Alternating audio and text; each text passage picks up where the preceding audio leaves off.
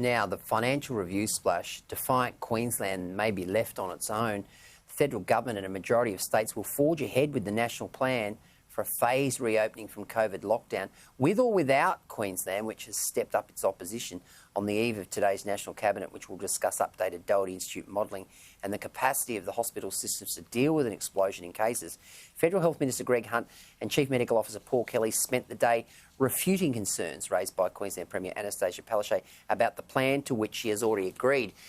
It'll be interesting to see what Queensland voters think if Fortress Queensland happens and basically we're locked out. It's a bold move. It's a courageous move by Premier Annastacia Palaszczuk. It may backfire on her because basically she's going to send the state broke. Yeah, exactly. Look, the problem you've got here is they go to National Cabinet, they all agree in principle to, yes, at 70 to 80%, we're no more lockdowns, we're going to open up. And then they retreat back to their states or territories, and then they just run their own race, that they go rogue. So you've got McGowan there who is showing no indication whatsoever that he wants to open up and be part of Australia again. And listening to Jane Marwick tonight on Credlin, she was saying pretty much that, yeah, particularly in rural and regional parts of WA, they seem to be all for it. They're all quite happily tucked away behind their border and feeling safe.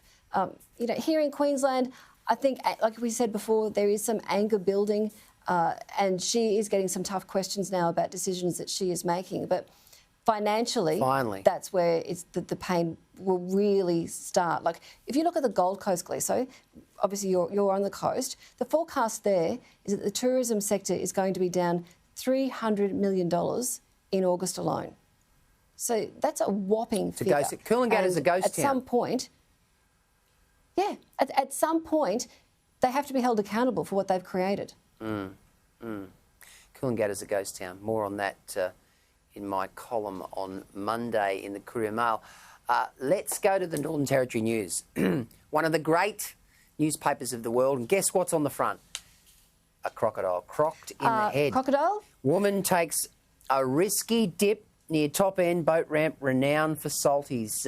Woman swimming in croc-infested waters at the Elizabeth River boat ramp. What a classic.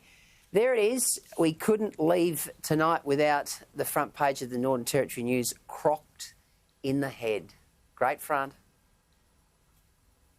Great front, great photo, and fantastic headline. Look, it comes up at least twice a fortnight that we get a front page like this from the Northern Territory. But seriously, when do people learn? There are crocs in the Northern Territory, and yet they keep going out there. They see the reports, they ignore them. They seem to think they're invincible. From a news journo's perspective, they're great stories. When people survive, amazing tales to tell, but it's just sheer stupidity to be out there in that water. Very, very risky. Absolutely.